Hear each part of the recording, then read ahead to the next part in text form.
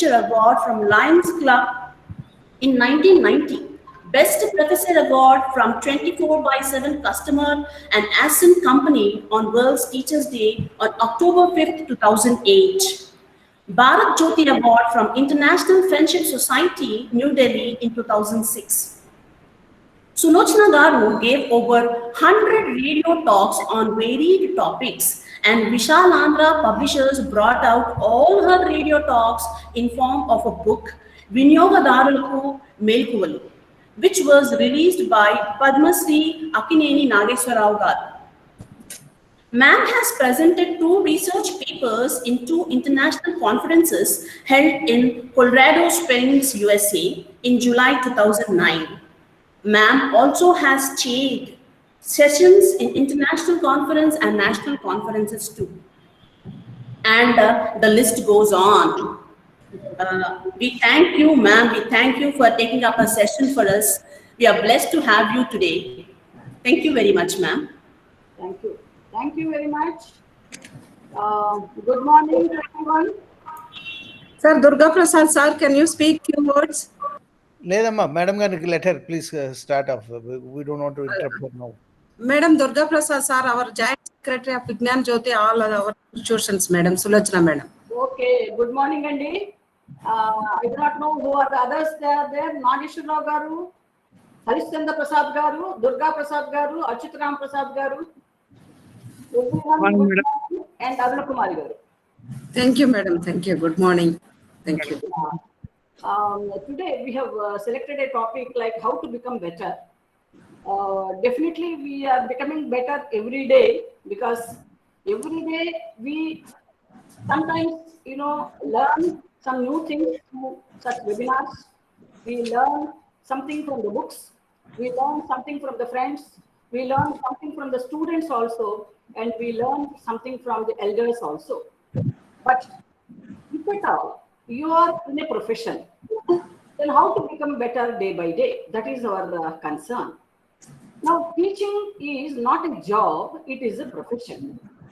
When you want to really excel in this profession, you say you should have certain, parameters which are actually measured against a, successful teacher. All of you must be knowing, but I will be just touching a few points, and maybe here and there I'll be also giving my own experience. And I would like to first start with my presentation, because this is a PowerPoint presentation I would like to share with you all. Let me know if you are able to see this. Are you able to see this? Yes, ma'am. Yes, ma'am. Thank you very much. So, I am going to take up certain, matters which in the background of our students becoming a little, reluctant to attend the classes, and come to school but don't attend classes, or come to class but don't pay any attention, and they are also not willing to learn certain things. So, in the process, what is happening is we are not really having active students in the class. So I'm just showing you some slides where you see, you will find, the worldly, kind of things that the students are, behaving. So you just see the next one. Bike unte nadavalanpistundi, TV unte చూడాలనిపిస్తుంది, lover ఉంటే మాట్లాడాలనిపిస్తుంది, mobile ఉంటే SMS చేయాలనిపిస్తుంది. అదే చిత్రమో book ఉంటే మాత్రం చదవాలనిపించదు. This is really what is happening with the students and with everyone for that matter, anybody who is learning. The next thing I want to show you is, when you are in the bed and it is 6 a.m. and you want to get up at 6 a.m. but you just want to close your eyes for 5 minutes, and then suddenly you get up and then you find that it's time already 7:45. Whereas if you are in the class, let us say it's 12:30, and you feel like closing your eyes for 5 minutes, you close your eyes for 5 minutes, and it is still 12:31 only. So time, runs so slowly if you are in a class. That's what is the satire here. And here, again, the next one is, the teacher is asking the students, look here, all of you have to sleep for 8 hours a day. And the students say, ma'am, it's impossible, because the college hours are only for 6 hours. So this is how you see the the current students are behaving. And let me go to the next one. If a single teacher can't teach us all the subjects, then how could you expect a single student to learn all the subjects? So this is the grievance of the students. Then the boy is telling the mother, "Mom, I think we need a new teacher." "Why is that?" she's asking. "And our teacher doesn't know anything. She keeps asking us for all the answers." See, by 2025, book reading becomes so rare, and the sight of book, gives a lot of scare to the children, and they are feeling that it may be an insect, so they are not even prepared to touch it with their hand. So with a stick, they are trying to see what it is. So maybe in 2025, because of these electronic devices and online classes and all that. Of course, now it is because of Corona we are doing it, but otherwise, you see, earlier it was a choice, and now it has become almost, what is to be practiced now. And everybody, even for preschool children, you see, the online classes are going on. So with the result, the books will become probably, defunct, or nobody will read this. Now, coming to the point, let us have some 4 types of development: professional development, personality development, career development, personal development.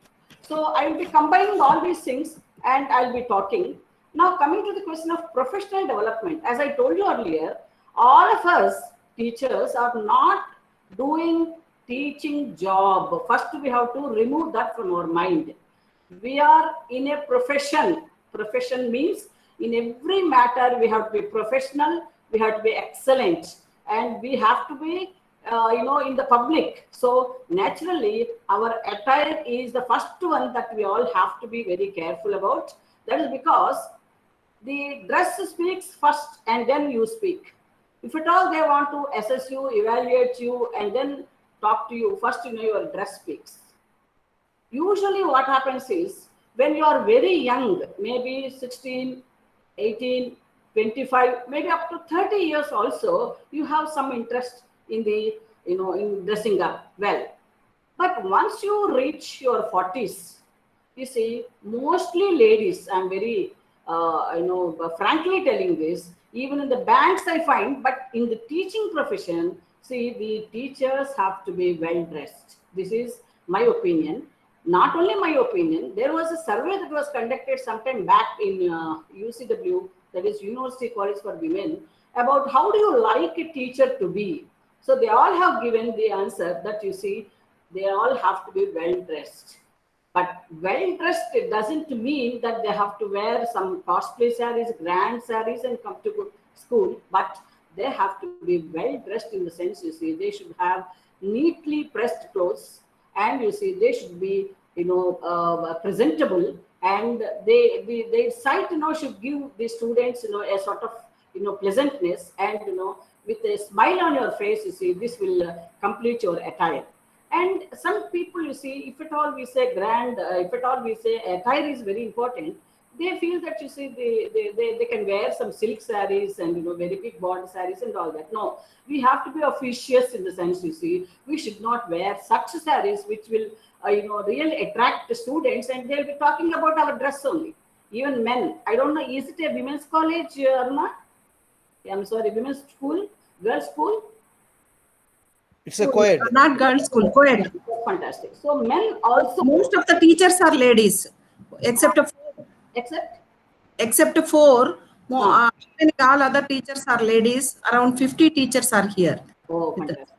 See, even men, usually when they reach around 30, 40, you see, they lose interest in shaving, or in going to the haircut or whatever, and then you see that is not going to give a good impression in the minds of the students, because they should feel fresh when you see when they see you. So probably this is very, very important. The next one is, usually after 30, 40s, maybe we have some family problems, maybe we have financial problems, maybe we have some other problems, domestic problems, or whatever it is, you see, we try to show up a very serious face whenever we enter the class. We feel that, you see, that will, command respect. No, no, that's never. See, when you smile, you see, they are all so happy. In fact, there was one teacher, who will come to the class and then stand at the entrance and then receive every child who comes into the class. And then you see, she says, hello, good morning, and all that. And then either they salute her, or they say good morning, or, they shake hands with her, or they give a flying kiss, or, they say like this, things like that. So you see, that's how you see the teacher should always be smiling. Then you see the students feel very much at home, and they can come very closer to her. And another thing is, because we are a public figure, a teacher is a public figure, she has to maintain this kind of a spiritual, perfume, in the sense, in the form of a smile. A smile is a spiritual perfume that you have to spray on children. And usually, speed is calculated by miles per hour, but life is calculated by miles per hour. So we should never forget about smiling. The next one is, be a good wordsmith. Wordsmith means, you see, you have to be very, very careful in using your words. Normally, what happens is, in a class, if the teacher speaks wrong English or wrong language and doesn't use proper language and appropriate language, then you see they will be learning the same thing, and you see they will never improve them. See, because we are the trendsetters, the teachers are the trendsetters. Usually, what happens is, whenever you are talking to the children, let us say there is one teacher who is saying, can anyone hang this map on the wall, or shall I hang myself? So this, usually students, if at all they understand it, they laugh a lot. And then sometimes, they're afraid of laughing in front of the teacher, then they laugh at the back. So probably you have to use this particular, language properly. And whenever students are using the improper language, they have to correct them. Like, one boy was writing that, you see, as I'm studying in your school, I got headache. So you have to teach her, or you have to teach him that, you see, this should not be, the leave letter need not start with as I am suffering from. Because when I was teaching in intermediate,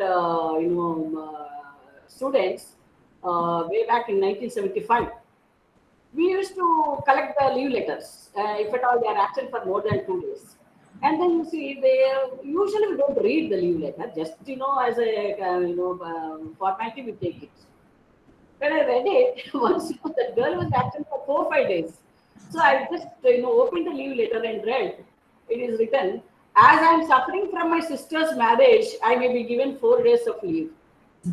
So that girl also thought, as somebody has to suffer from something, so only then the leave will be granted. So that's what they take it for granted. So I said, why are you suffering from your sister's marriage? You also want to get married or what?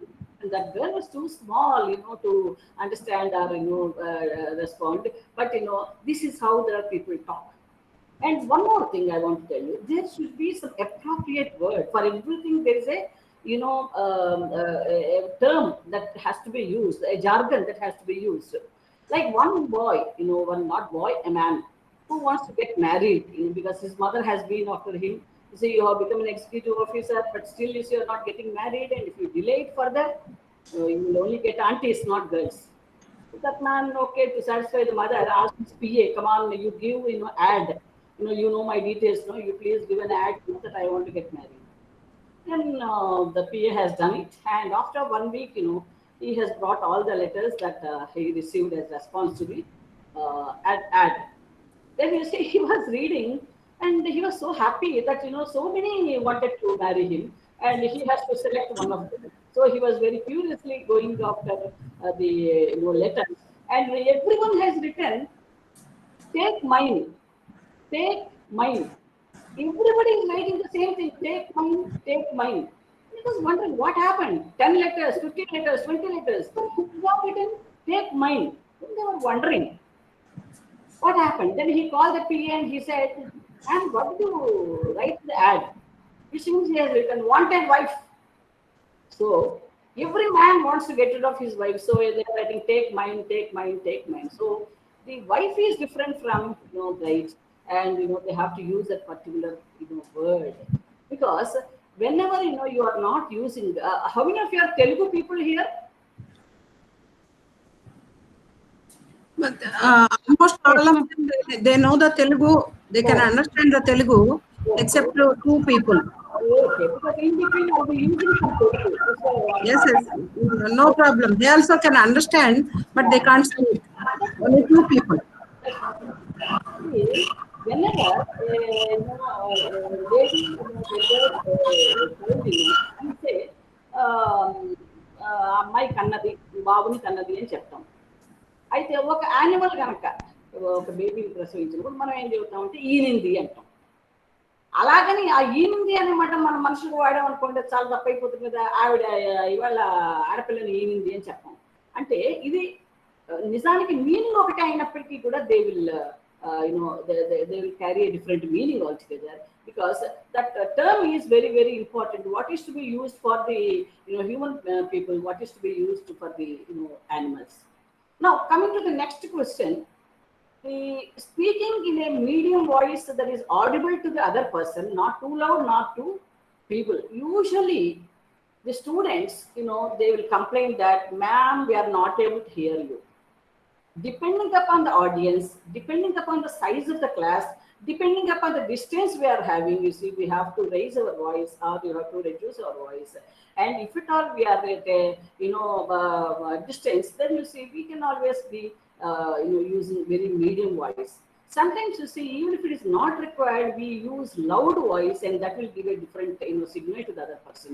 Or sometimes we don't talk maybe out of respect, but that will be so feeble that the other person cannot understand. So for this, you see, the other thing is speak without any grammatical mistakes. Coming to the question of grammatical mistakes, I want to give you one or two examples. Though they write something sometimes grammatically correct, the meaning becomes very erroneous. Sometimes you see they don't keep the comma at the place that is required to be kept. Like there was one person who was asking for leave. He said, sir, I want 1 week leave, as I want to go to my village to sell my land along with my wife. So where should this along with my wife should be kept? You see, that is very, very important. So the meaning that is carried, though it looks grammatically correct, what he means is not really carried here. So this is how sometimes you see the meanings will change. And one person who is having his son also working in the same office, and his son is due for promotion, and he wants to ask, he wants to write to the higher ups, because he is the boss, and he has to write the performance of the boy and recommend to the higher ups. So what he is writing is, though he is my son, he is very intelligent. Now it looks grammatically correct, but the meaning that it is carrying is something erroneous. So that's what he actually meant. So this is how you see the speaking of the correct language or appropriate language is very, very important. And at the age of 0 to 8, they can learn as many languages as they want. In fact, you see, you can teach them 3-4 languages also, and they will learn correctly. And you see, it is your duty to see that the brain develops fully with correct English or correct Telugu or correct Hindi or whatever other languages that you are teaching them. Then coming to the question of the example of Rama. Rama is supposed to be Shrutabhashi. That means he always speaks the truth. Speaking truth is one of the virtues of Rama. Hitabhashi, you should always wish good for others. So he is always the Hitabhashi.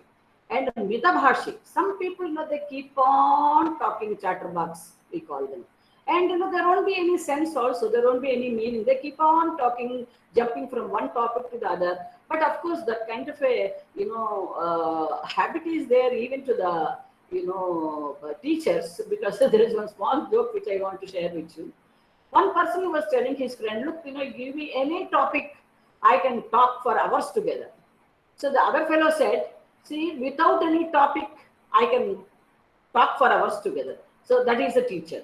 So sometimes it so happens that you see in the class, you don't go prepared, and that day you are not in a mood to, give them any lesson. Then you say you keep on talking something or the other, and then you are capable of talking a lot. Of course, the teachers have to talk a lot, but in the normal life, you see, mitabhashi is most respected, because by listening you will learn more, and by talking, you see, you are unnecessarily inviting problems, because while you are talking without thinking, you may sometimes use some inappropriate language or terms. So smitabhashi is another one. That is, you have to always talk with a smile. That smile will add definitely a flavor to your talk. And even if you are scolding, even if you are telling something bad, even if you are telling a better thing, you see, people will not be hurt that much if at all you are a smitabhashi. That is, talk with a smile, with a pleasant face. Then you see there will not be any problem. Similarly, there is a purvabhashi. One has to be purvabhashi. Normally, what we do, if at all we find any students, we expect them to salute us, or to say wishes, or to say namaste madam, or no good morning madam, things like that. But Rama is a purvabhashi, it seems. Purvabhashi means he talks first. Whenever he comes across a person, you see, he talks first. He tells hello, how are you, things like that. So that is one of the virtues that are praised about Rama. And I think all of us have to have this kind of a practice of Shrutabhashi, Hitabhashi, Mitabhashi, Smitabhashi, and Purvabhashi. Always keep your thoughts positive, because they become your words. Keep your words positive as they become your behavior. Keep your behavior positive as it becomes your habits. Keep your habits positive as it becomes your values. Keep your values positive as they become your destiny. So this is always to be learned, because the positive attitude is the one, you see, that will always raise hope about future. And there are some people, you see, who always have a negative thinking, that you see, if at all you ask him or her to do a particular thing, they will say, maybe I can't do, maybe the time is not enough, maybe I won't be able to do it, maybe others can do, but I can't do it. And why like that? Why do you underestimate yourself?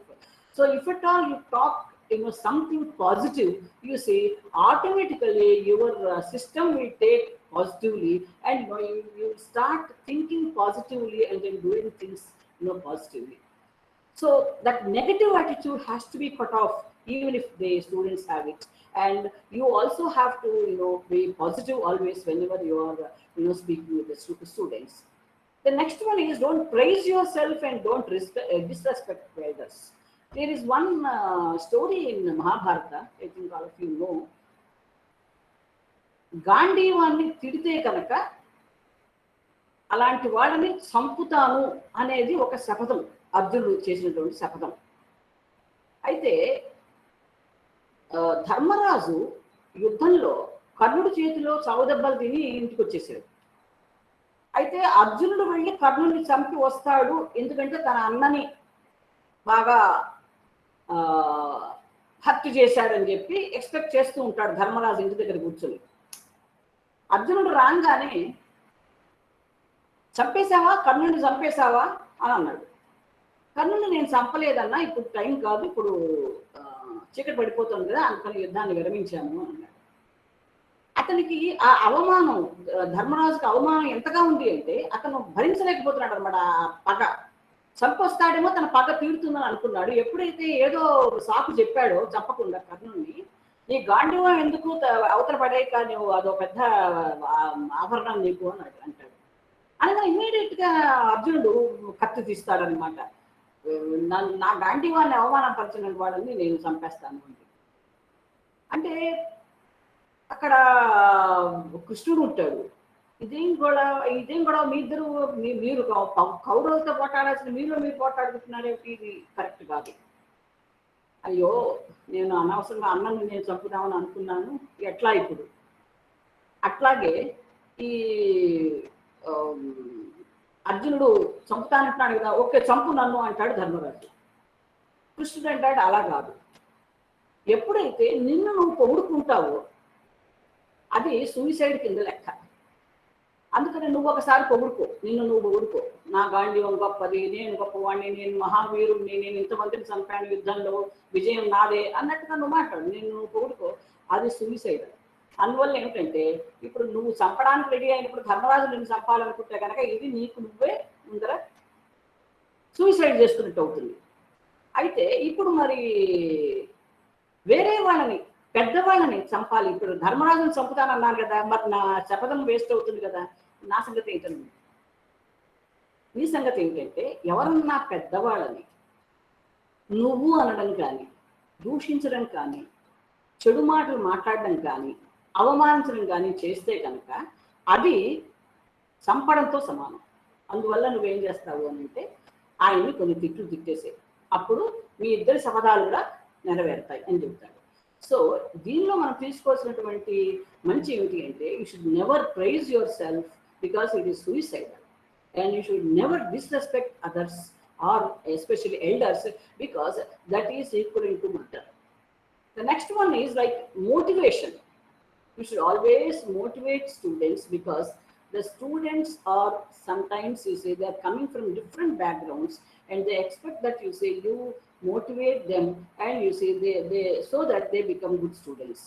If at all you motivate them to learn, because a teacher should never motivate them to earn knowledge, but no, they should only motivate them to learn a lot, because the teachers themselves have to always learn, and they have to be a student throughout their life.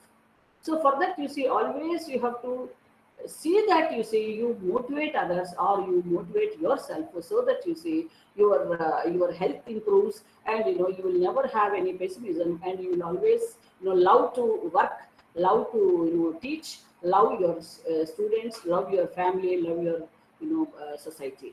Then the next one is about identify multiple intelligence. I don't know how many of you know about this.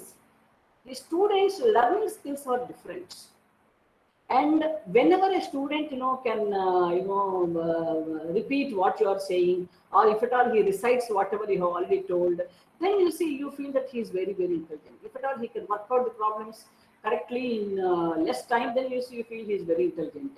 And some people they can read very fast, you feel that he is very good. Some people can write well, so you feel that he is intelligent. But you see, all these are not possessed by one single student. So some students may be good at writing, some people may be good at reading, some people are good at numericals, and some people are very good at sports or games, and some people are very good at painting and all that. And we are having all the students sit in one class, and we are teaching in our own methodology, whereas their learning skills are different. So probably you have to think of the students, from the students' side, and then maybe you have to mold your teaching in such a way that you say you match the skills of every student. And of course it is difficult, but in a class for that matter, you should have only 20 to 25 students, in which case you will know what that boy or girl is good at. So this multiple intelligence, some people, if at all you sing a song and then you teach them, they will definitely catch it. And some people, if you dance and then show them in a different posture, the subject, they will learn a lot. Some people, if you draw something and then show them, they will learn that way. And some people, you show an example, then they will learn. So like this, the students have multiple intelligence, and nobody is useless. They are only useless for a particular subject. Because I had one student, he is from a rural background, and we had campus placements. In the campus placements, one Deloitte company has come, and they want to recruit all these people. And in my class, I was teaching financial management at that time. And that boy, all others have left, to get dressed well and come for the interview after the lunch hour. And then the interview was at 3 o'clock. And that boy was not going home at all. Then I asked him what happened. He says, "Madam, I'm not interested in, attending the interview." Why like that? అంటే ఇదంతా తెలుగులో జరిగింది. అబ్బాయికి English మాట్లాడడం రాదు. ఎందుకు? నేను ఎట్లాగో సెలెక్ట్ అవ్వను మేడం. ఎందుకు సెలెక్ట్ కావు? ఎందుకంటే నాకు ఇంగ్లీష్ మాట్లాడడం రాదు, ఎందుకంటే నేను రాయగలను కంటే మాట్లాడడం చేత కాదు. Then I said, no, you try your best. You try your best to speak, and then you should communicate with the person, and then I think you can give a fair trial. He said, no, madam. I know that that boy is good because I used to, as I told you, I was teaching financial management, and in that subject, many problems they have to solve. So I used to give a problem and then show them how to solve it, and then use 1 or 2 problems in the class so that they will work out. And I used to go rounds, and I used to find who is doing what. And this boy, in no time, he used to complete it and just sit idle. Then I used to ask him what happened. He said, over. How can it be over? Just now I gave the problem. All others are struggling with it. He said, no, madam, I have completed. Then I was wondering, how can it happen? Then I opened his book and then saw very neatly he has written and he has completed the problem. And I thought maybe he has some tuition, maybe he has done already this problem. That's why he is trying to, because I was giving the problem from a textbook. So then immediately I got it out, but then later again another problem I gave, and then I started observing him.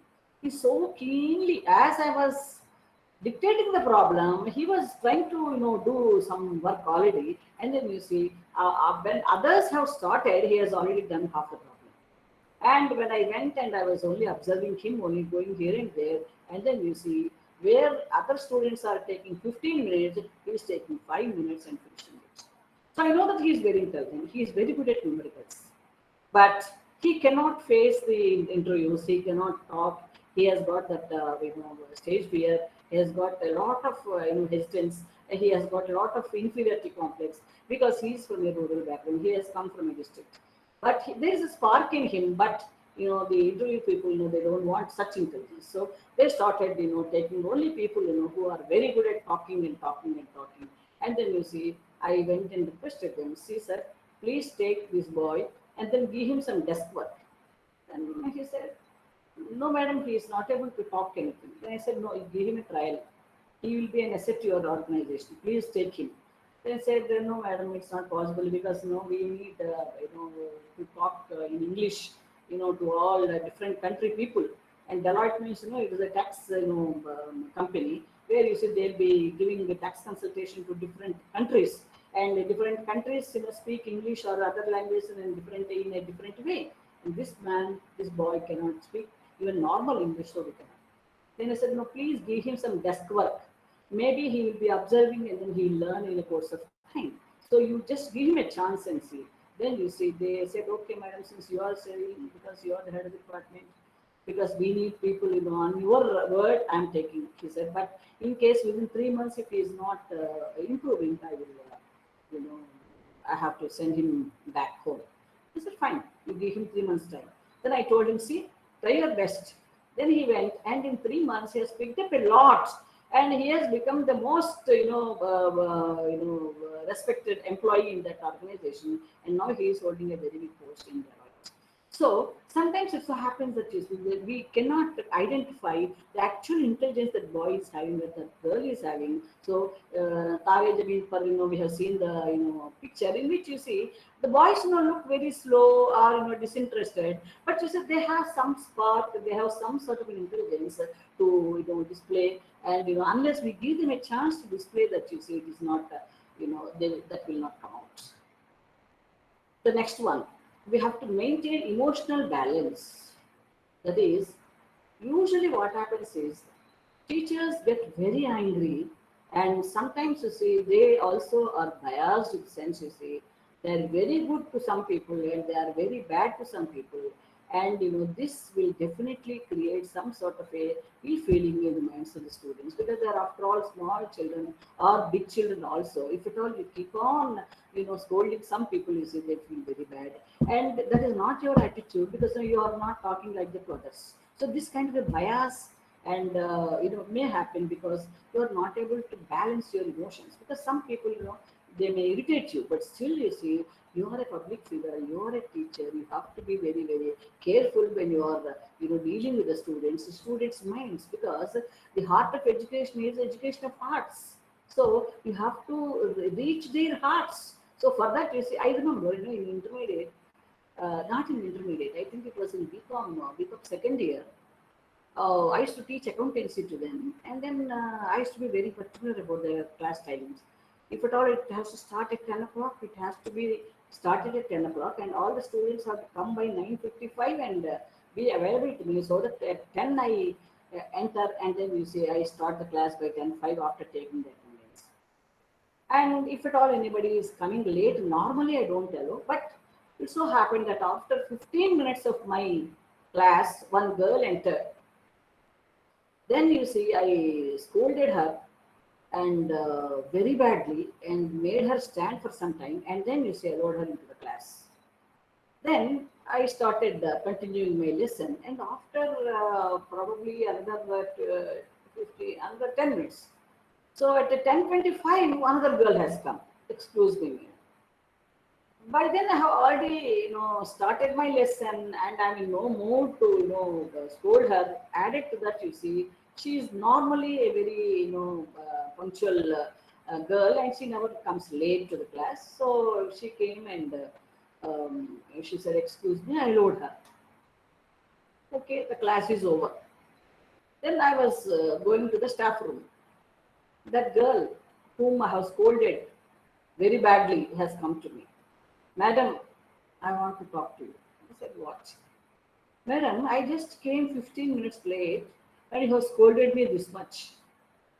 And that girl has come 25 minutes late and you have scolded her only this much. How is it possible? You are so biased." Then I was really answerable to that girl, because, yeah, I have hurted her. And the same kind of treatment I should have given to the next girl also, who has come still, late. So I have to really, but first of all, I should have uniform emotions, or I should have very balanced emotions. I should not scold one girl very badly, and I should not excuse one girl for the same mistake they have done. So this is another very, very important thing, because we are answerable to the students. Because sometime back in Polarity School, I was talking about one student was asking that, you see, "Madam, some teachers show a lot of bias, and they don't encourage us. But if some other girl comes and shows the homework, they say very good and all that. So how is it?" Then I said, "No, it's very sorry state of affairs, but that should not have done. But anyway, you have to bring it to her notice that you are hurt. Probably that will bring some sort of a change, because this the teachers' words are very seriously taken by the students, and the whole day will be spoiling their moods, because they one bad word in front of all, you see, it is hurting more. I want to tell you one small in US, there is one employee who was slapped by the boss, and that fellow went to court, and in the court they said this is very bad. They should not slap the employee like this, that too in front of all. So more than the physical hurt, you see, he is very much mentally disturbed. So you have to pay him $100. Then you see the boss, what he did, he came out and then he threw $200 on his face and then slapped him again. So here what is happening is, the boss is, whenever he is slapping, you see, he is not realizing that what he has done is wrong.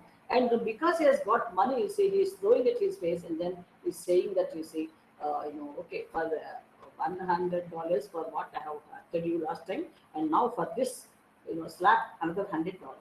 Is this the attitude? So sometimes it so happens that, you see, when you are insulting them in front of others, they feel very bad. So whenever you have to praise them, you praise them in public. When in the class, you say you are very good and things like that. Whereas you have to, scold them, call them to your staff room and then scold them, because that will only improve them, and not if you scold them, because they develop some sort of a revenge and they don't really understand why you have scolded them. So another thing is, you have to also develop some sort of a emotional quotient in them, emotional intelligence you have to develop in them, because if you yourself are not emotionally balanced, what is it that you can teach them? Today, teaching emotional intelligence and developing emotional quotient among students is very, very important, because whenever you are teaching them, they are only textbook readers, and they are getting some knowledge or some information, but you see they are not really learning the life skills. Whenever they have to go out and face the world, you see what kind of emotions they should have. Even if they are successful in their career with their IQ, you see they don't succeed in their life. Because I know one software engineer. Recently, you also must have seen many cases like that. One software engineer who is very successful, has got all the facilities in his house, but you see, he heard that his friend, who is also working in another software company, was, his services were terminated.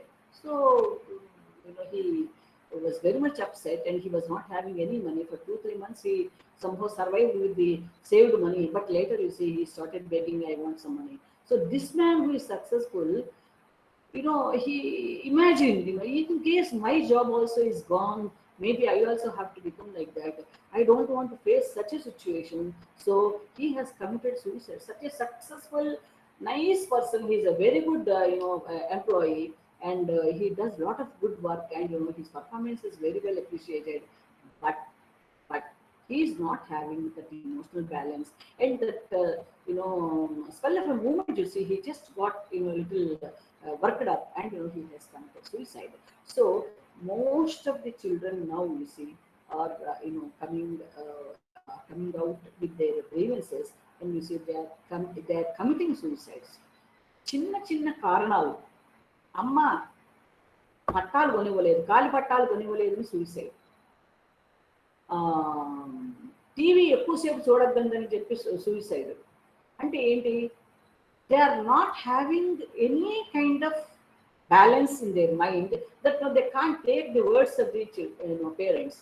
Parents kuda, when the children become 15 years or so, see, they have to treat them as friends and only suggest them, give them only advice, but not use scold them. But what is happening is, the parents are not, in one seminar, one girl asked me, "Madam, what is the qualification required, or what is the eligibility to become a parent?" There's a big question nowadays, because nobody knows anything about parenthood.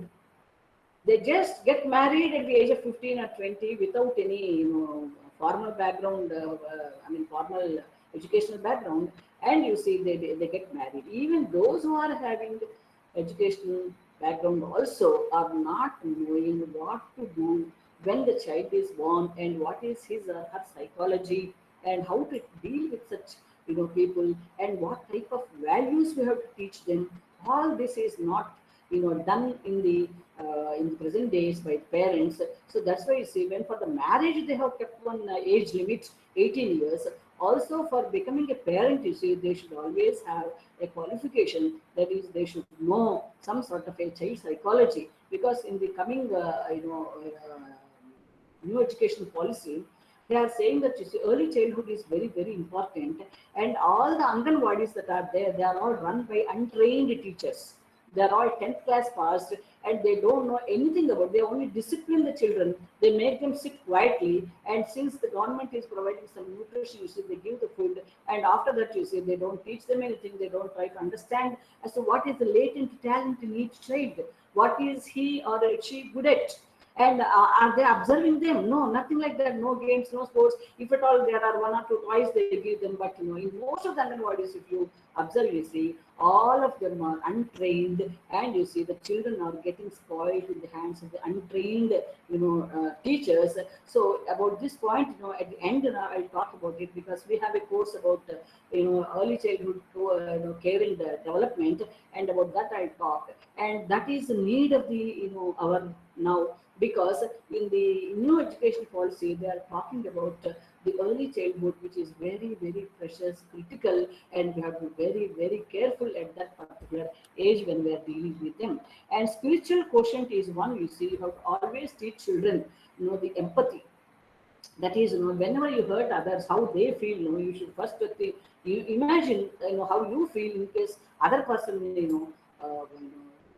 treats you like that.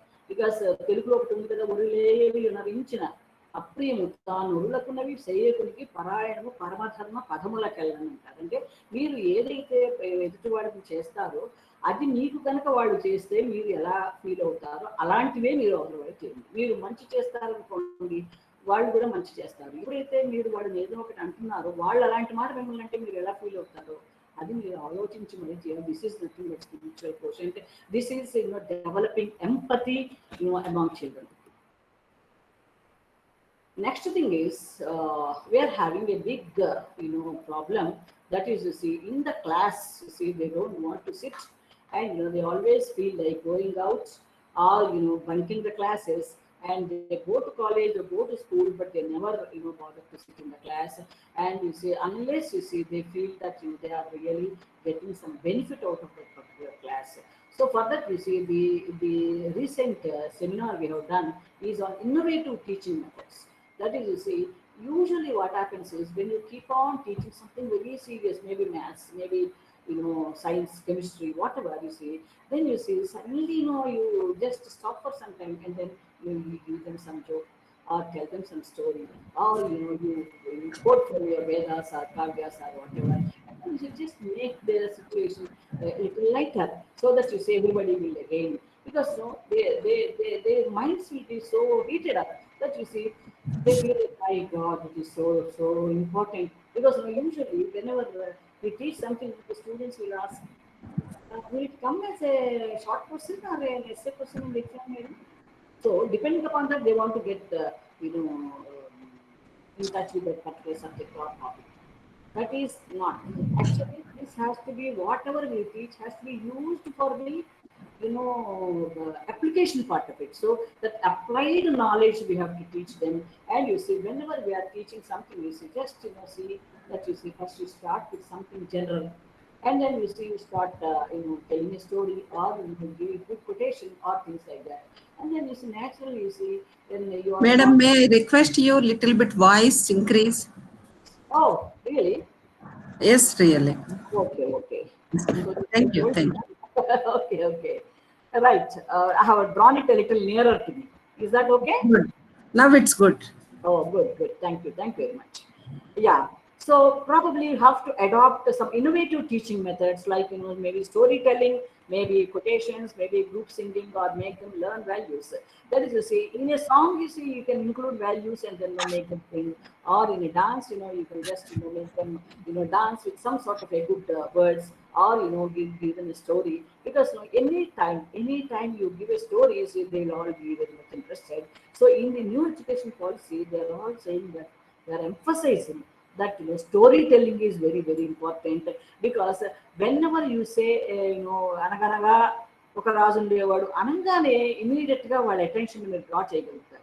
So that is how you see, probably not that you have to always tell stories only, but probably you have to have a good blend of some lesson and some application part of it, and some sort of a humor, some sort of a light-heartedness, and things like that. When you blend, you see, that will become a good class, and probably you will be achieving you will be getting the attention of the students. And another innovative teaching method is to reach the minds, to reach that part of the brain, you see, that usual educational methods don't reach. That is, you see, usually lecture method, whenever you are giving a lecture, there are people who will sleep, there are people who will, like we have seen one cartoon, you see, there is that fellow keeps on sleeping, and then he will tell the neighboring, come on, you wake me up when the lesson is over, things like that. So this is a very, very common sight in any classroom. That's because we are not able to draw their attention, and we have to, as I told you earlier, depending upon their learning skill, you have to mold your educational technique or method or procedure. Another thing is walk your talk. Whenever you don't do what you say, or you don't say what you do, then you see people will not have any kind of a belief in you. Normally what happens is the teachers will say, come on, you all have to be very neat, you should not throw papers, you should not do that, and then you punish them. So, but instead, I remember one of my teachers, her name is Prasanna. Really a pleasant face she used to have, and she used to come to the class with a smile, and all of us would wish her. Then she would say, come on, sit down. And then you say, she should just stand for a minute and then look around the class. And if at all you had thrown any papers here and there, then you see she will coolly come and bend and pick up that paper and put it in the dustbin. Then all of us used to feel so bad when the teacher is herself picking up instead of commanding or demanding that we should do it. She herself comes and picks up the paper and then puts it in the dustbin. That is a big lesson. That is walking the talk. That is just, instead of telling, if you see any paper, any waste paper falling on the floor, you just pick it up and put it in the dustbin. So this is what we really like. Similarly, usually what we do in the class, when the teachers, when the students, are talking or laughing among themselves, and you are giving a serious lecture, and you find that you really get very angry, and you immediately say, come on, get up, come on, stand up, come on, go out, come on, stand up on the things like that in the schools usually. But what our teacher used to do is, she used to just stop the lesson and used to coolly observe us with a smile. And after half minute or 1 minute, there is to be silence, and the people who are talking will suddenly become alert, and they say, what happened? And then they will see the teacher and they say, madam, sorry. Then you see the teacher will just smile and say, okay. And let us say they continue to do that. Then she would say, come on, today you are talking, I am not talking. So come on, whatever you want to talk, whatever you're talking to your friend, come and here talk. You share your story. Maybe you have something to enjoy. Maybe you want to show some photo, or you want to talk about your experience in the bus. Whatever, just come here and can talk. He said, no, madam, sorry, madam. So that's how she used to make the child feel very comfortable and guilty of what she has done. And then you see, and that girl will never repeat such things. And that's what we have to learn, because usually, whenever we enter into teaching profession, in the beginning days, what happens is, whenever a student, laughs, and you start feeling maybe you didn't wear the dress properly, or maybe something you forgot, and things like that, and then you start checking yourself, and then you feel so hurt that that girl is laughing at you. But she used to tell, see, the students don't laugh at you. They don't have so much time. They will only have some joke which they must have heard in the morning, or his father or her father has told, or his brother or her friend has told. So they will be exchanging that and will be smiling or laughing, but it is not against you. So our teacher always used to say, so whenever any student laughs, we need not take it as a bad thing, and we need not feel bad about it. Then creative teaching nowadays, it has become very, very important, because you can't stand in the profession if at all you're not creative, and if you don't stimulate the enthusiasm in the students, and you have to give them some sort of a visual exercise, some sort of a excitement, and they have to you have to catch their interest by showing something very important, or you make them talk, or exhibit their own talent and things like that. So whenever you are using some sort of a tool, maybe a visual exercise, because in our school days, every Wednesday we used to have a documentary picture that is shown on the projector. So that was very rare, because it was in 60s. So we all used to wait for that, so excited to see that kind of a picture. And whenever you show such visual exercises, you really feel visuals, you really feel that you have learned more, instead of the hearing something. You see, if you see something, your memory will be better. And this is a very time tested method, and probably we have to try this. And maybe it is not only one subject, any subject, maybe mathematics, maybe science, or maybe history. And recently we had a seminar where you see Telugu methodology. One person has spoken. All of you know Tanikela Bharani, who is very good at Telugu, and he has mentioned that you see, mostly when you are teaching a subject, you see, you are very, very serious about it, and then you teach some poems and you ask them to recite, and if they are not reciting, you scold them and all that. No, not like that. You have to show them the beauty of the poems. You quote from different books, and then you recite, and the students get interested. Oh my God, there's something like Raghava Pandavayam undi. Raghava పాండవీయంలో ఏంటి? రాఘవుడు అంటే రాముడు, అంటే రామాయణం. పాండవీయం అంటే ఏంటి? భారతం. భారతంలో ఉన్నటువంటి సన్నివేశాలని, రాముడి జీవిత కాలంలో జరిగిన సన్నివేశాలని, ఈ రెండింటినీ కూడాను ఒక వైపు నుంచి చదివితే రామాయణం లాగా ఉంటుంది, ఇంకొక వైపు నుంచి చదివితే కనుక భారతం లాగా ఉంటుంది. సో ఇంత చక్కగా అదే పద్యంలో, అదే శ్లోకంలో, అదే పద్యంలో ఆ రకమైనటువంటి ఒకవైపు నుంచి చదివితే కనుక రాముడి జీవిత చరిత్ర లాగా ఉంది, వేరే వైపు నుంచి కనుక చదివితే, రివర్స్లో చదివితే కనుక భారతం ఉంటే కనుక ఎంతటి మహానుభావులై ఉంటారు వీళ్ళు. So such things, they have to bring it to the notice of the students, and then create some sort of an interest, and then you see they will definitely get interested. And for each subject, there is nothing like a blanket solution. You do like this, you will be no. Like for example, mathematics is there. There is one professor who was teaching about some small formula, a very simple formula. A is equal to B, B is equal to C, therefore A is equal to C. All of you have heard? A is equal to B, B is equal to C, therefore A is equal to C. So the professor said, see, let us see how practically we can employ this, how practically we can apply this formula. Then one boy said, sir, I know how I have to apply for it. I was so happy. I said, come on, you tell, what is that? How do you apply this formula?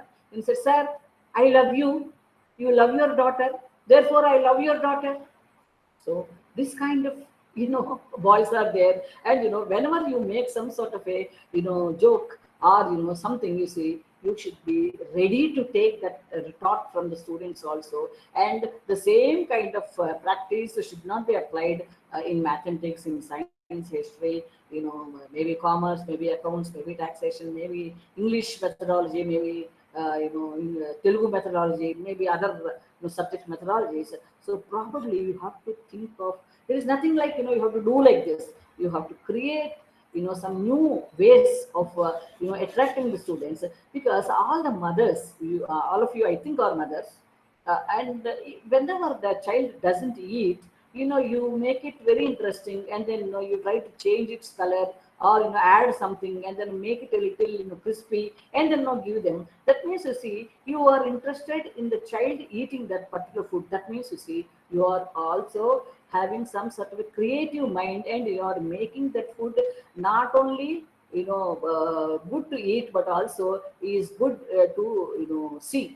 ఏదో అంటారు కదా, కుక్షికి అక్షికి రెండింటికి బాగుండాలి, కళ్ళకి బాగుండాలి, పొట్టకి బాగుండాలి. So ఆ రకంగా mothers are experts in doing such things.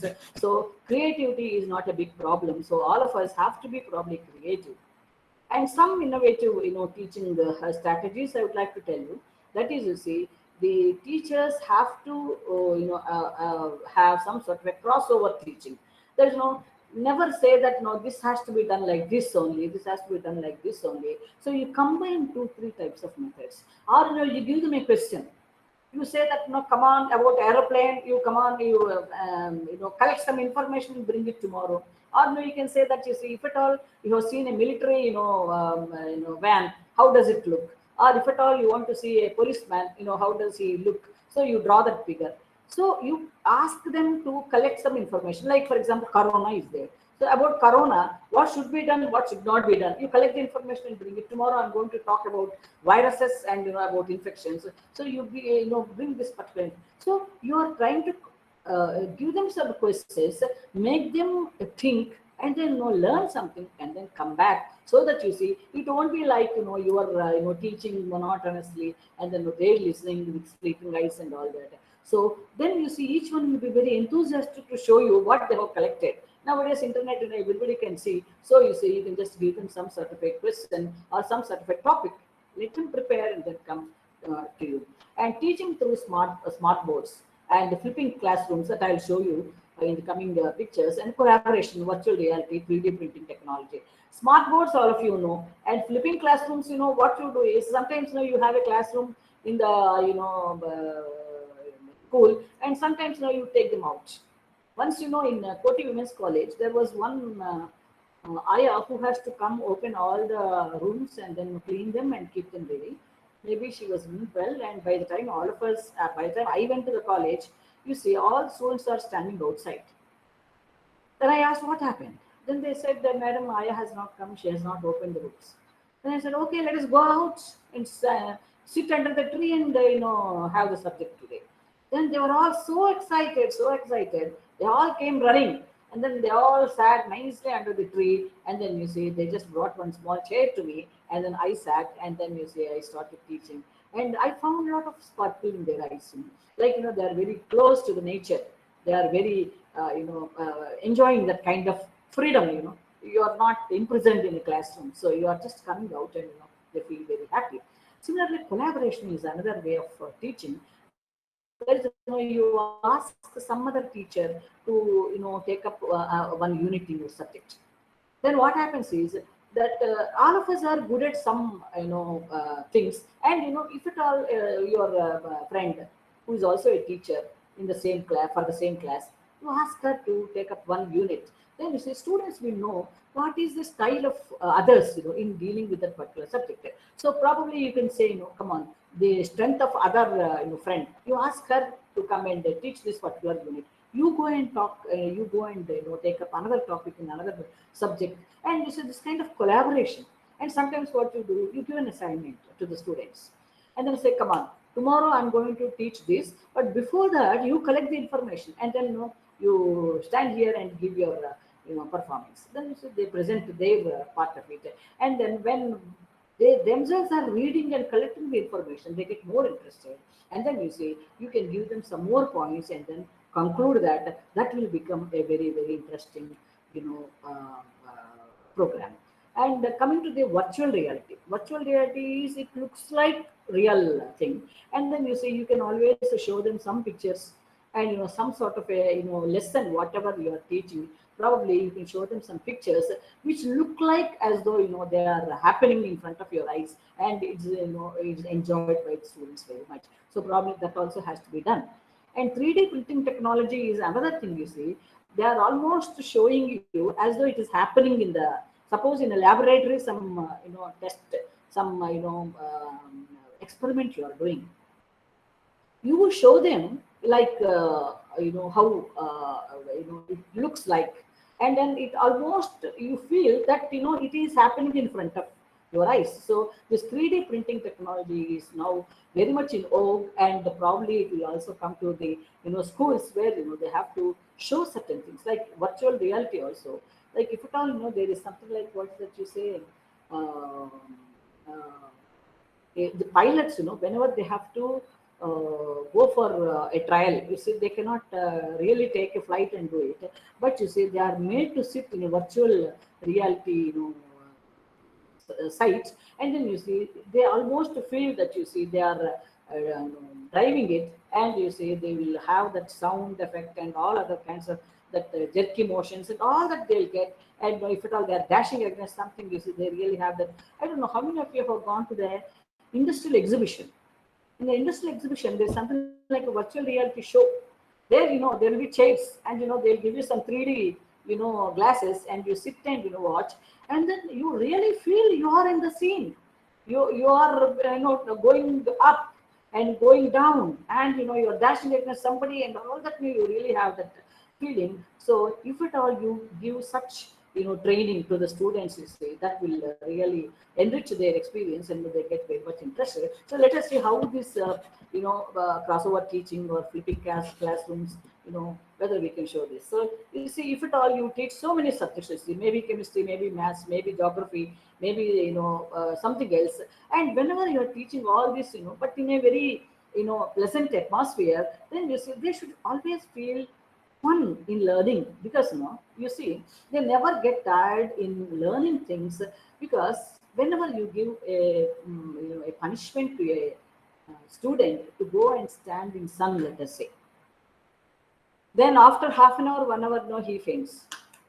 But the same boy, you allow him to play in sun, he plays for 1 hour, 2 hours, 3 hours, he doesn't get tired, and nothing will happen to him.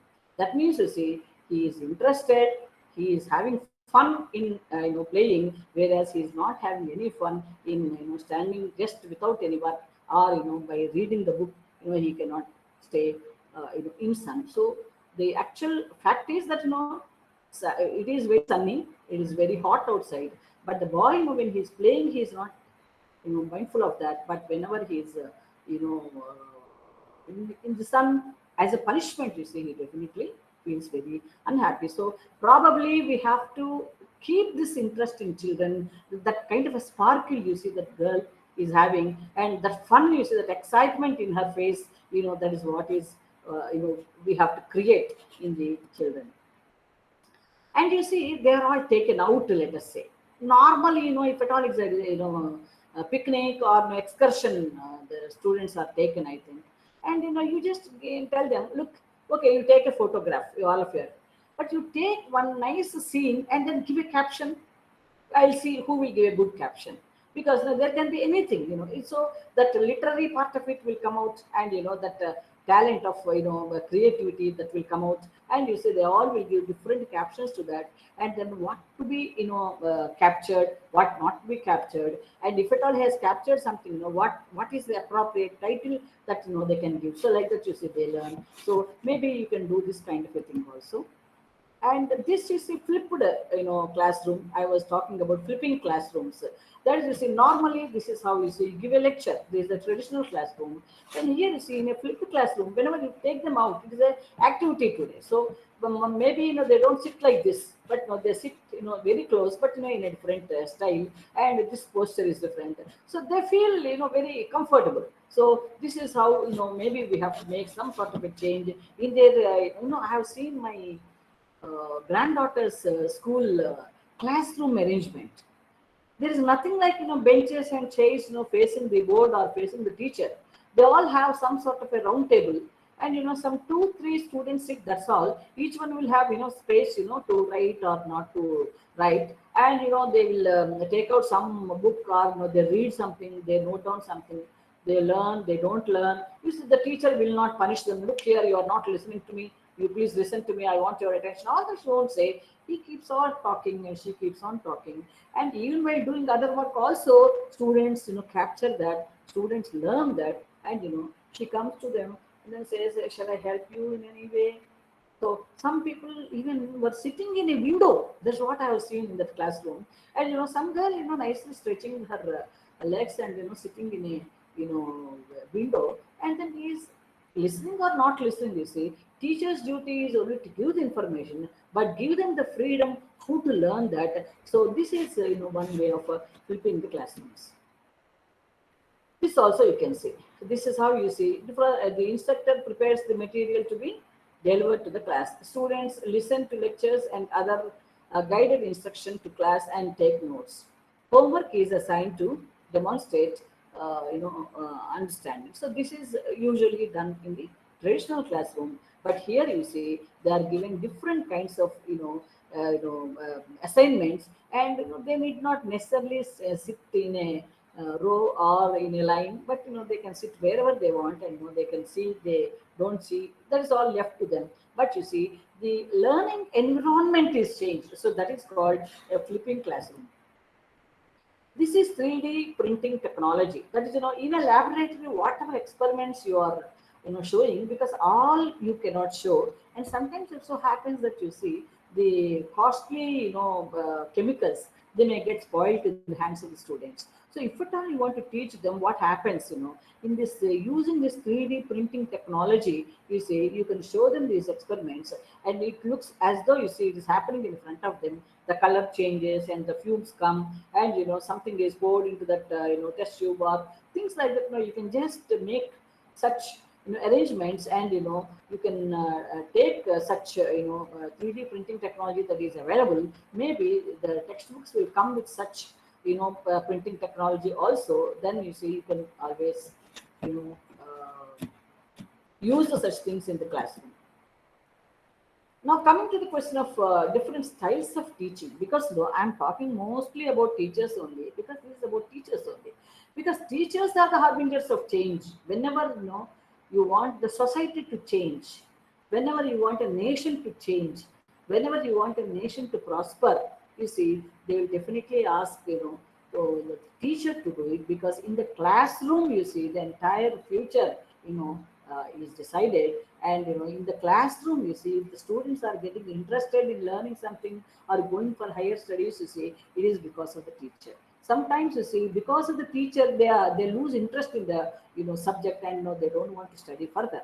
Because earlier it was authority style, because now I'm teaching, you have to listen, that's all. And if at all you are not listening, you see, they will beat you. Earlier they used to even beat, and they used to give a lot of punishment, because when I was studying in government school up to 5th standard, I used to find our teachers, punish them physically. Physical punishment was given, and they used to beat them badly if at all they are not able to recite something, and if at all they are not able to answer their question. And this authority style is one. It should not be done nowadays, because the children have become very, very, very intelligent, very, very smart, very, very tech savvy. So always authority style will not work. Delegator style, sometimes what happens is, we say, come on, you take up this, you come on, present it to the students, or come on, you all have a discussion, and then come out with this kind of a thing. So you delegate your responsibility of teaching to the class leader. You say that, you form groups, and then you discuss this, or you'll ask the class monitor or somebody else, to come on, teach this particular thing. We'll see, we'll give the topic, let them talk. Then you see, the other children also will be learning, oh, maybe I also can talk like this, so I can also teach. So this kind of a, you will be developing some sort of a management technique in the students, because you see, when they have to manage the class, they should see to it that their lesson is heard by them properly. Similarly, a facilitator style, that is, you have to only facilitate the students to learn. You ask them, come on, you do it like this, you do like that, and then you say, you facilitate. So you can give them the kind of encouragement and say, come on, if you go there, you'll get this information. You jot down like this, you make a table like this, then you see, you will be very, very clear about the topic. So like that, you have to facilitate the learning of the students. Then demonstrator style. No, you have to always demonstrate.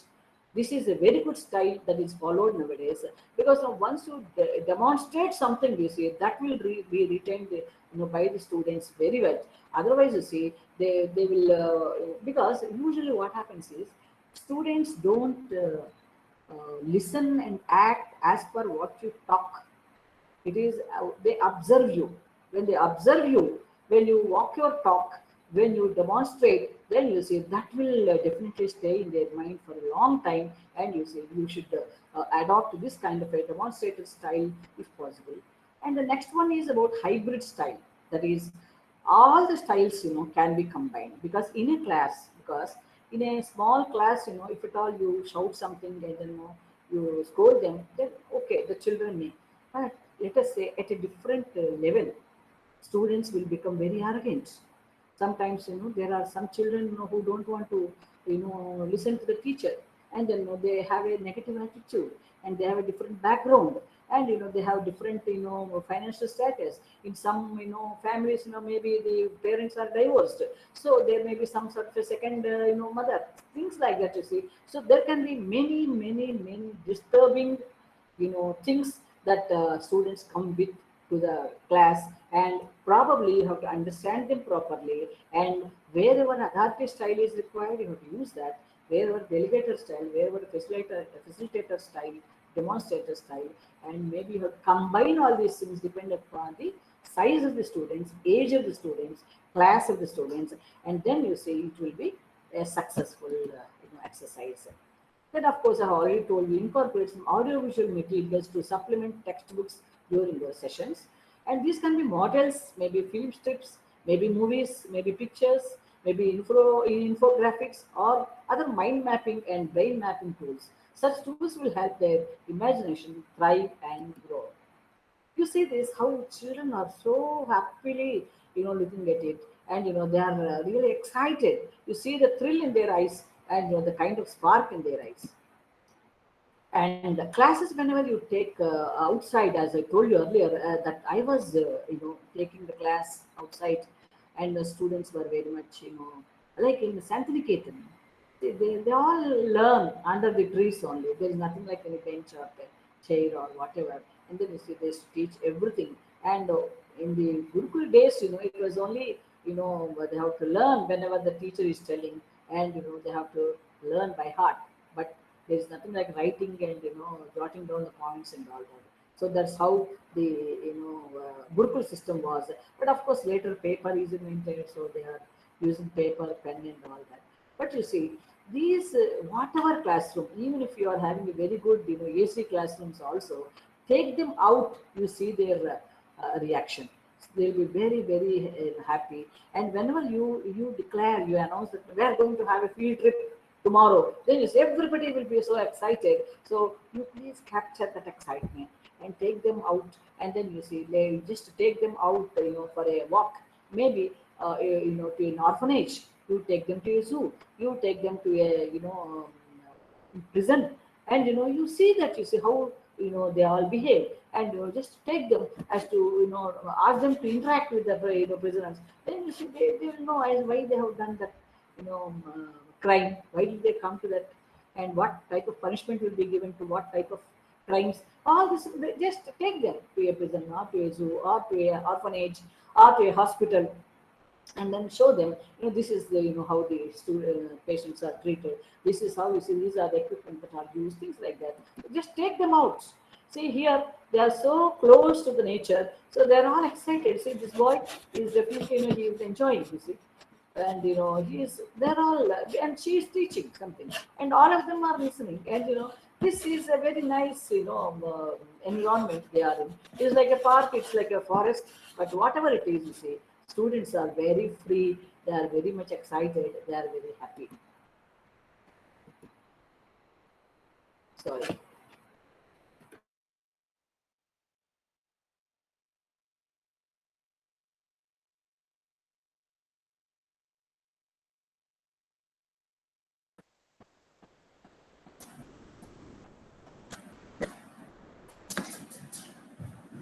Madam left the meeting, I think so. Madam Sulochana, madam.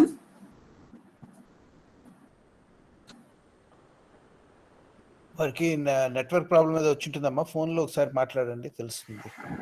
Definitely, sir.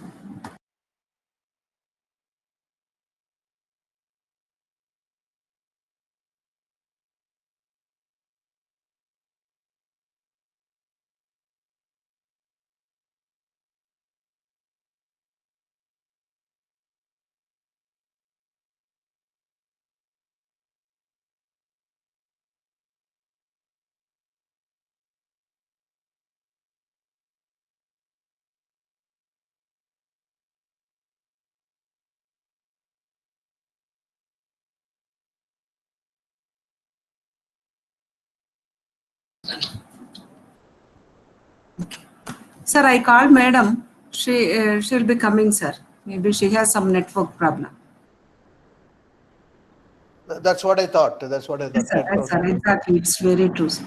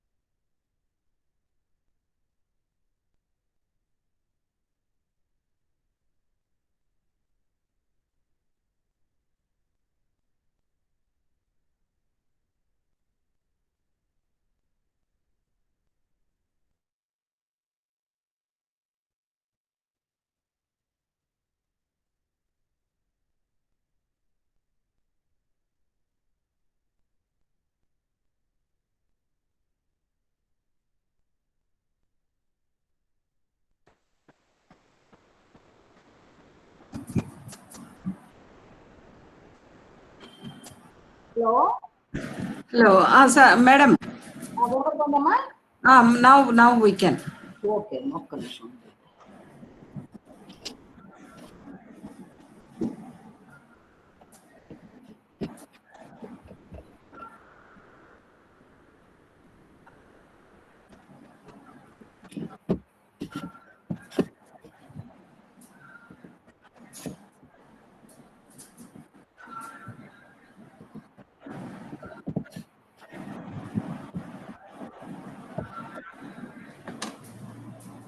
Are you able to see the? Are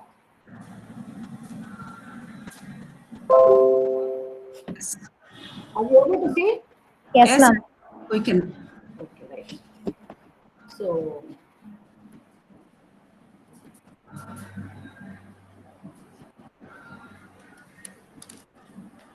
from this, shall I start or next slide we have gone to? No, this slide we didn't see earlier. Okay, okay. So this is, we are showing some visuals, to the students instead of teaching them orally, show them some visuals. And you see, you use the audio and video tools, and you see how, children are, interested in seeing that. And you see how, they are feeling thrilled, and you see the sparkle in their eyes. And that is how you see probably we have to create. Sometimes you see in the classroom itself, you see, you show them such visuals. Then you see whatever experiment you want to show, whatever history lesson you are teaching, let us say you show that particular picture, and then you say also give the audio and video, experience to them. Then you see they feel more interested. And here, I told you earlier that you see taking the students outside the classroom will definitely, help them in, combating the boredom that is created in the regular routine classrooms.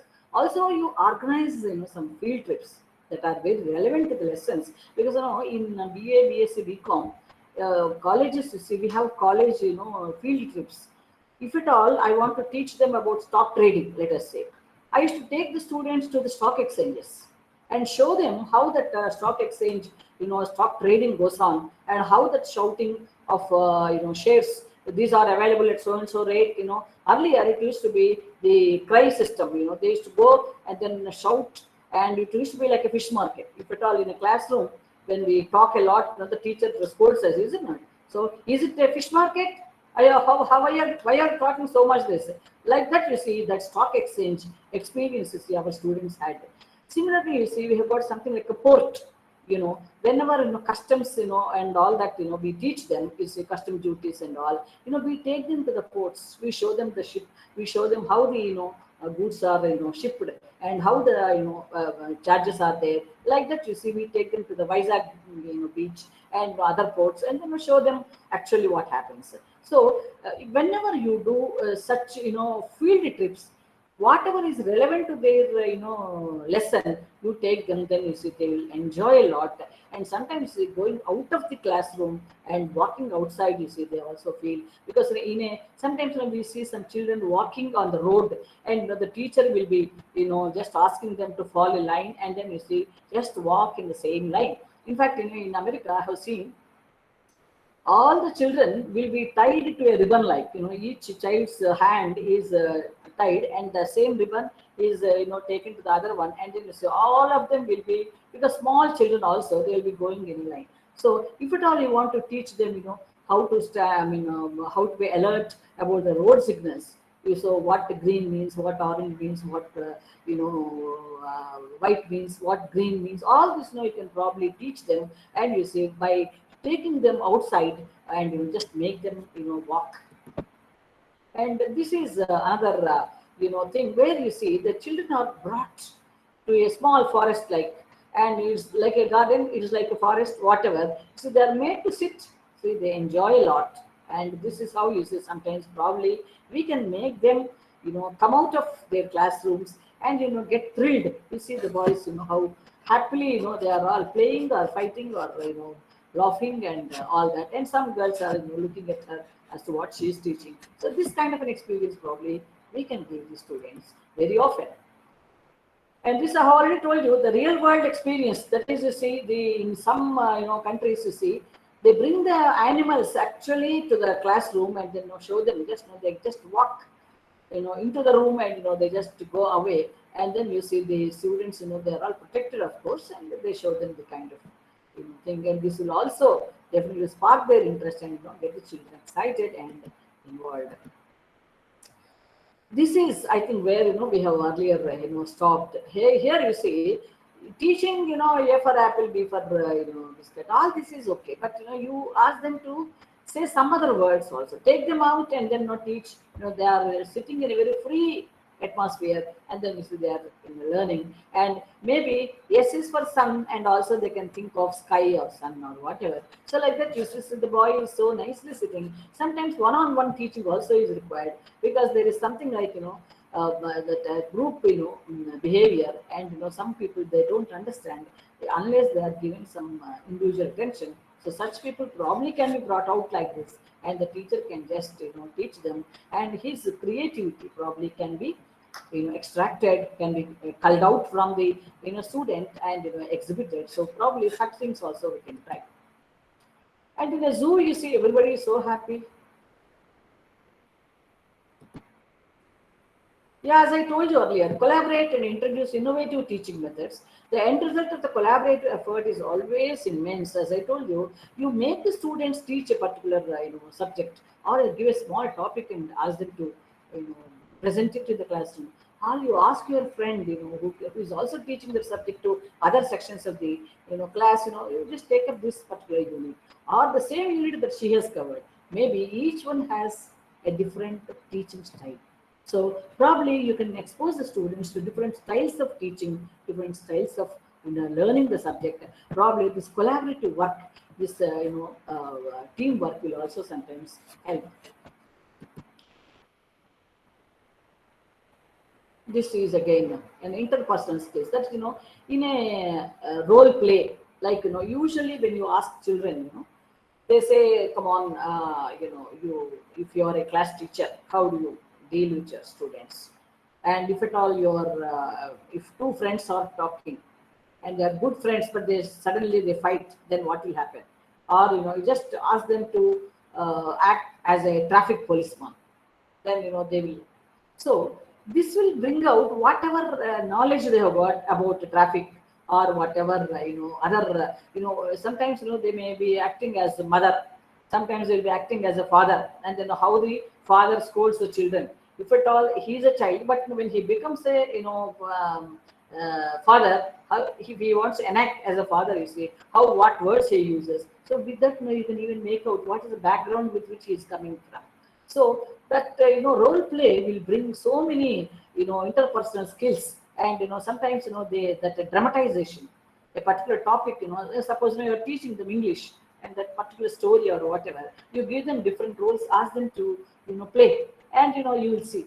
And the same thing, let other two come into it, and again make others also do. So probably you will find a lot of improvement, and you see they will be learning how to show anger, how to say pleasing words, and how to treat the students, how to treat the classmates, how to treat the mother, how to treat the elders. So like that, you say, probably you ask them to go say that he is a doctor, and then ask them to play the role of a doctor, and another girl or boy will be a patient, and how the doctor treats, what questions he asks. So this all depends upon, you see, what is the experience they had, and with that experience they talk as a doctor, and the patient also, my God, I have this problem, I have that problem. So you should see how they are expressing their emotions, or their knowledge about the different people. So this also sometimes role play is a very, very successful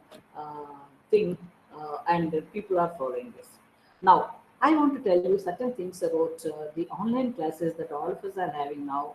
And with this, you see, there are so many pros and cons. Pros is, like if at all you want to have a motivational speech, if at all you want to, teach them the subject part of it. You see, with the online, devices, you see, you are able to reach all the students, and you see, you are able to teach them from your comfort home.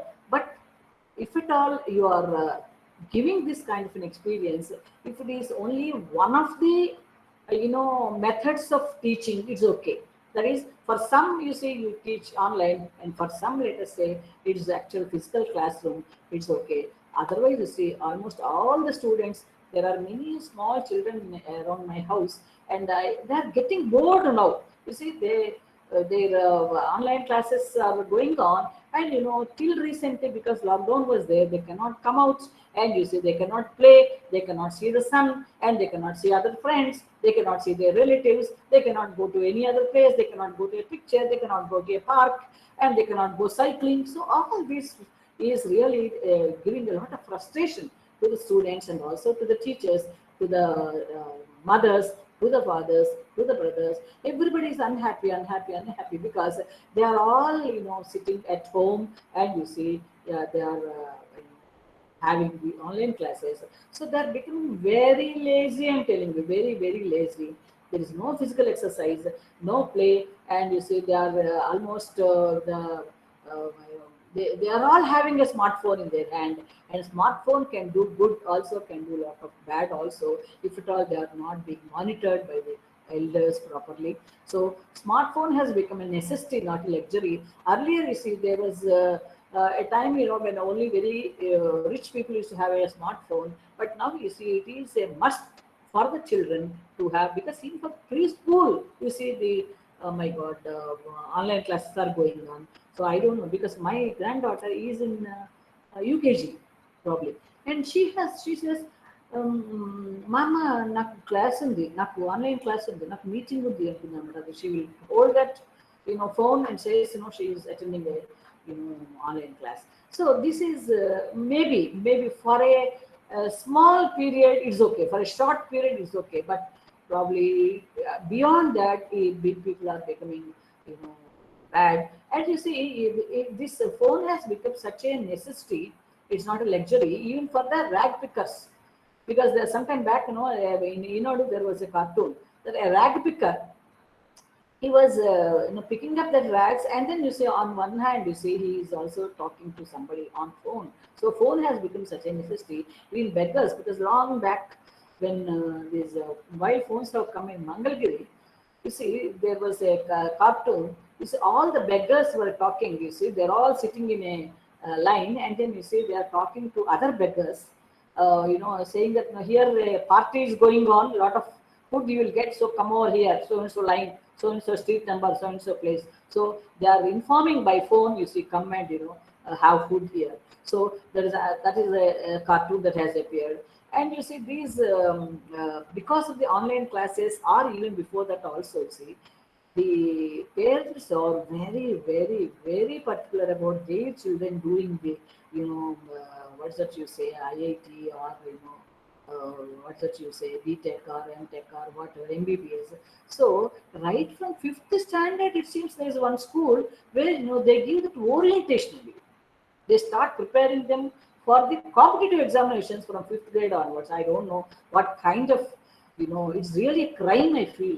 The children, they are stuffed with so much information that they are only becoming just bookworms, and they are not having any common sense also, because they either their parents decide or their desire, I don't know. So this is how the children are taught.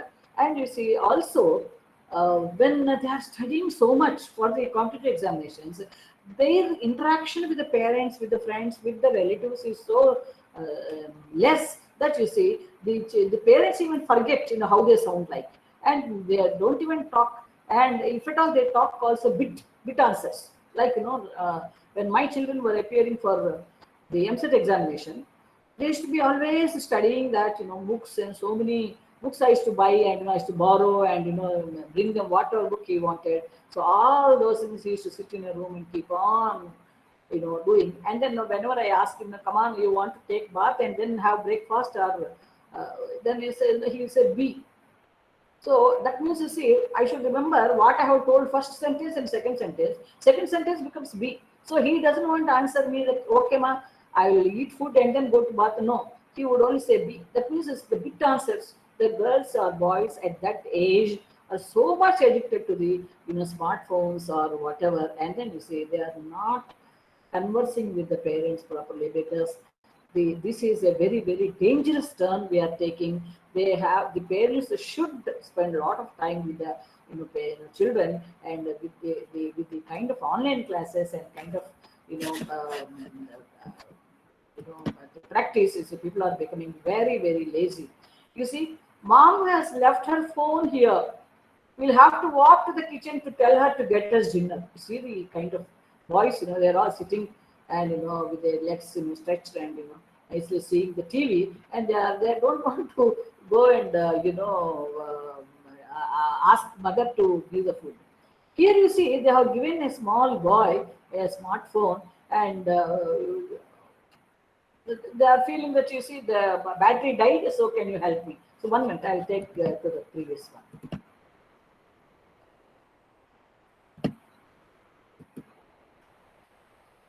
Hubby, can you play with him for a while? His battery seems to have died. That's what she. So both of them are busy with their smartphones, and the boy also is given, small boy, not even 1 year probably, and he's given the smartphone. And since the battery died, he started screaming and shouting and playing.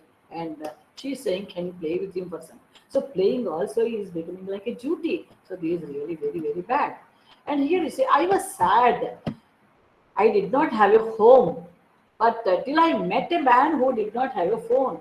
So, person having not having a phone is really a big, or a poorer person than any others. Those who are not having home. So this is another satire. And you see, the parents have come to see the child's, progress in the classroom, and they found that the teacher is, teaching them how to, prepare for the CAT examination, SAT examination, and MAT examination, and they are, feeling that, you see, they are very happy that, yes, they are learning, they are teaching the competitive, they are preparing them for the competitive examinations.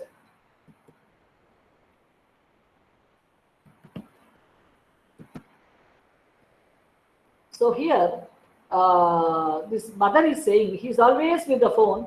Say something. I have forgotten what you sound like. So how he talks, what is his sound, how he sounds, what is his tone. Mother is saying, come on, you talk something. I have forgotten how you, sound like. And here is, the marriage, went on, and, they, before that, usually they used to ask before, does she know cooking? So probably the same traditional way, they have asked. And he says, she can't cook, but knows how to order food online. So this is probably the thing, that they should be happy about. And here you see the dependence on the electronic devices. When the patient is not well, she should, the nurse should shout and, call the doctor, or, verify herself. Instead, you see what she is doing is, either he is gone or the net is down. So that is her knowledge. But she's so coolly, she's telling, so simple. Either he is gone, that is equal to net is gone. So either he is gone or the net is down. That's what, and the parents or his relatives, they are seeing in utter shock. And because that is showing a straight line, that means, you see, he is gone. But she should run to the doctor, bring him and show him the situation of the patient. Instead, he's very coolly commenting, either he is gone or the net is down. So even if the net is down, this is what happens. Now this is what I want to show you all, because this shows, how this technology can be, applied. This lady who is, selling the, that mokkajonna butte, she is having a fan over there. You see here there is a fan. And you see, this is a solar panel, and you see she has put it that, and she has produced electricity, and that has that is connected to the fan, and you see fan is running. She need not have to read it with her hand. So probably whatever technology we learn, we should also know how to use it, even for such mechanical works, because that involves a lot of physical work, is it not? Yeah, this is the joke, which I have already, told you, that you see, if A and A is equal to B is equal to C, then A is equal to C. Now give me the practical example of this principle from real life. So he says, I love you, sir. You love your daughter, which means I love your daughter. So this is how you see the children have become very smart, I tell you. Because, once, there was in a class, the teacher was teaching and a dog entered the class. And, he said, no entry for you because you don't have uniform, he said. He thought he has got a joke. But, some students, the one student got up and said, sir, it must be faculty, sir. So we should be ready for such retorts also whenever we cut a joke in the class.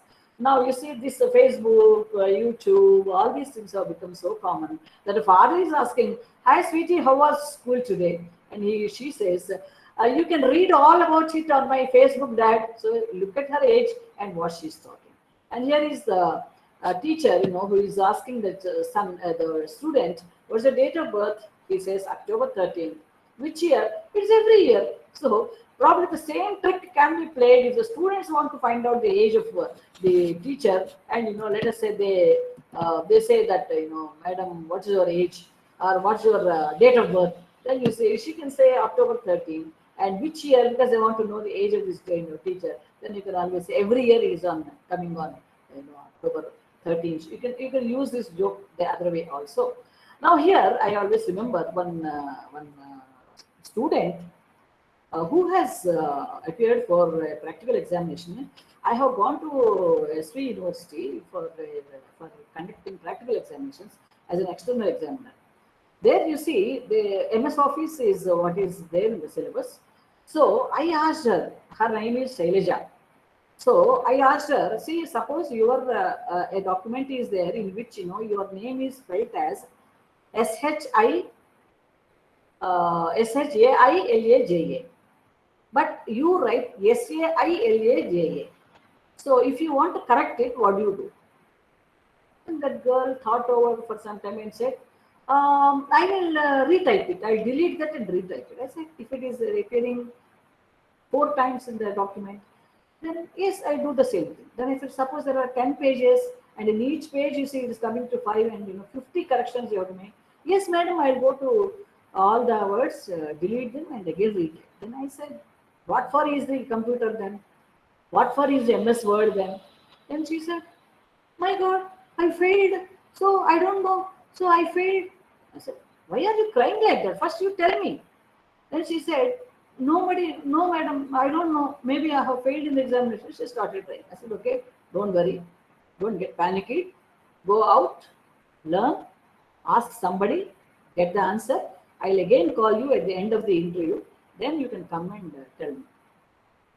After the entire exam is over, all the students are gone and I asked her to come in. And then she says, madam, the question that you have asked is not in the syllabus and nobody knows in the college. I was wondering, then I said, whom did you ask? Our own teacher I have asked. So this is how the students are, this is how the teachers are. And sometimes even if the teacher says, you see, the students are not attending the classes. And there was one examination, I don't know how many of you know BCom, you have done BCom. There was a question, there is something like in accountancy, single entry and double entry. So there was a question, what is single entry, what is double entry? How do you convert single entry into double entry? The answer is classic. Even today I remember, it happened sometime in 1978, when I was valuing the papers. So that fellow wrote, single entry is found in helicopters, double entry is found in transport buses. Then he suddenly remembered his accounting subject, so something to do with the figurative work. So he said, if you double the, if you multiply this single entry with 2, you will get double entry. And if you divide the double entry with 2, you will get single entry. So this is the answer. So these people are assuming, and they never attend the classes, they never visit the lab, they never do the experiments, they never sit and do the lab exercises. But you see, when they come to the examination, so they give such very hilarious answers. What is Microsoft Excel, he asked, and it's a new branch of Surf Excel to clean the computer. So this is what he has given. So this is the answer that he has given. Here, one teacher asked, the students, I am beautiful. Which tense is that? So the student said, obviously it is past tense, madam. So we should be careful when we are putting such questions to the students. We should be prepared for such answers also. Now this cartoon says, this boy is telling, I don't want to go to school, ma. All the teachers think I'm stupid and the kids hate me. Then you see the mother is telling, no, you have to go. You should go because you are the principal. So the principal state of affairs is coming like this because of the students, unrest and students, indiscipline, disobedience. You see, which principals are having real headache, and the mother is saying you are the principal. So the students and the teachers may have some choice of not going to school, but you have to go because you are the principal. So these are the cartoon. Now about the personal development, I don't know how much time you have got. 10 minutes time. I'll quickly, rotate because now I've got beautiful, slides I will show. But before that, you see, I want to tell you, personal development is you have to walk at least 10 minutes to 30 minutes daily, and you have to maintain silence. Just, meditation, or just for, 1 hour or 2 hours, I will not talk, you say, and then you maintain silence. And at least 1 or 2 songs, something of your choice, which pleases you, which will change your moods, you have to listen. And you should always wake up smiling, and then always be thankful to God that He has not forgotten to wake you up, and always determine that I am going to be happy today. When you wake up, you say this. Then you see, you should be full of energy, enthusiasm, and empathy, because in a classroom, you see, when you are energetic, the students also will become very energetic and enthusiastic, and you should display that energy and enthusiasm and empathy.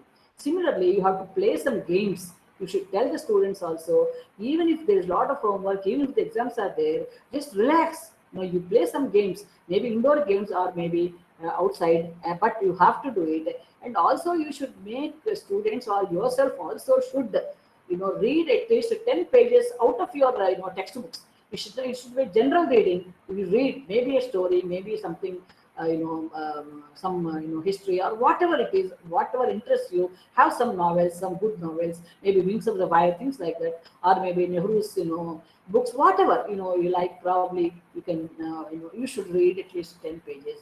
And at least once in a day, you have to see the sky, see the magnificence of sky, and you are under that, and when you see the sky, you see, you will really forget the time. So always, at least once in a day, you see the sky, and dream more when you are awake, not when you sleep. So you should always map where you want to be in another 5 years, in another 1 year, in another 1 month. What is it that you want to do? Always you have to dream how you should be,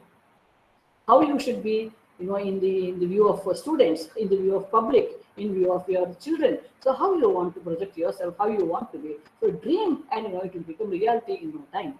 And always eat natural foods also. That is cooked food, and also natural food, that is, you see, without cooking. And some nuts and some fruits must be a part of your food nutrition. I'm talking about all this about personal development, because earlier I have talked about professional development, career development, and personality development, and this is your personal development. And make 3 people smile. At least 3 people have to be made to smile, because once I went to Madras, where we were in a guest house, and a tea vendor is there. We just got down from the guest house room, and went to him and said, 2 tea.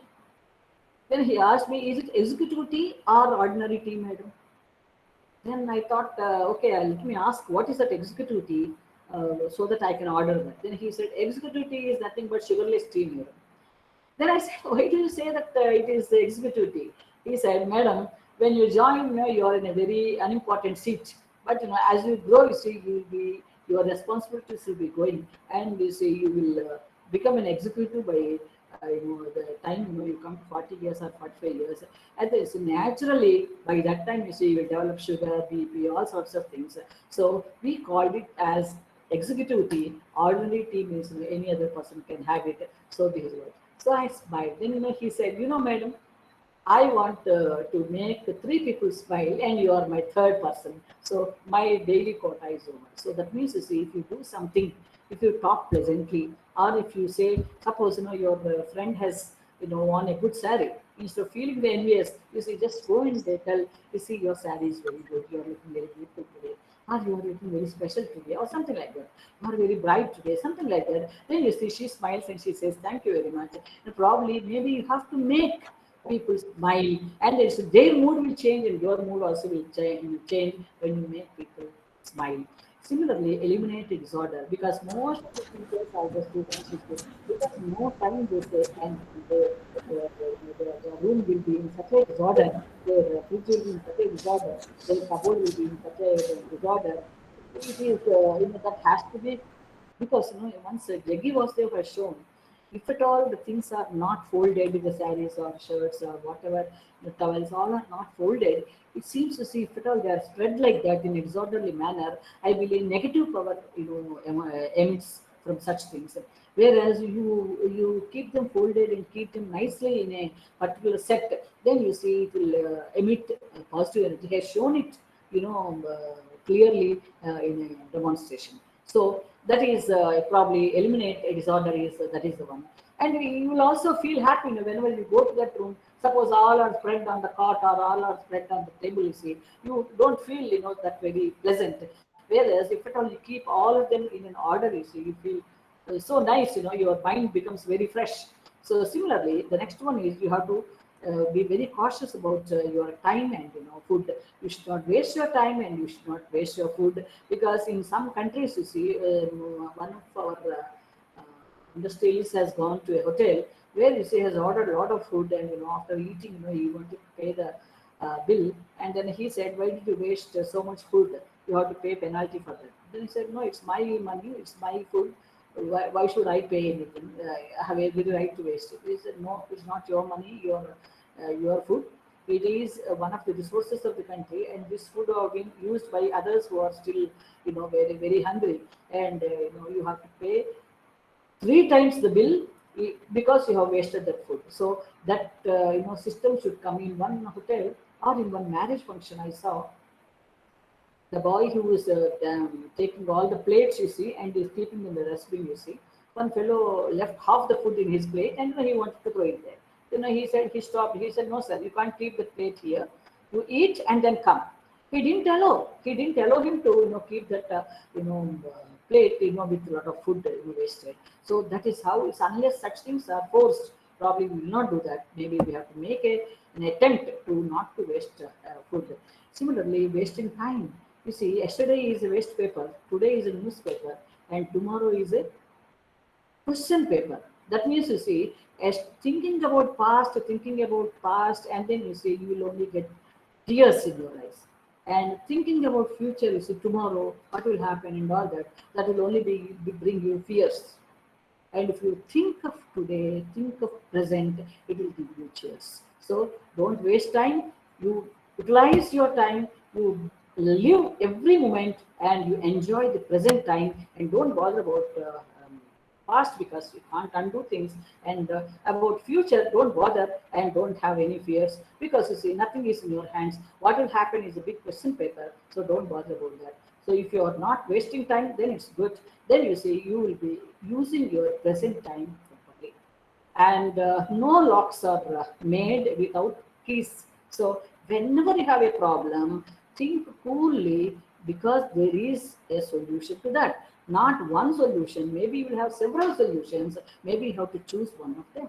So problems have solutions, locks have keys, so only have to put the proper key into the lock, then you see it will open. Similarly, problems get solved if at all you have proper solution, and proper solution will strike to you only if you are having peace at heart and your inner peace is happy. Then only you will be able to think coolly and have a solution. The next one is eat breakfast as king, lunch as prince, and dinner as beggar. This is a old rule, and I think all of us also. Some people skip their breakfast.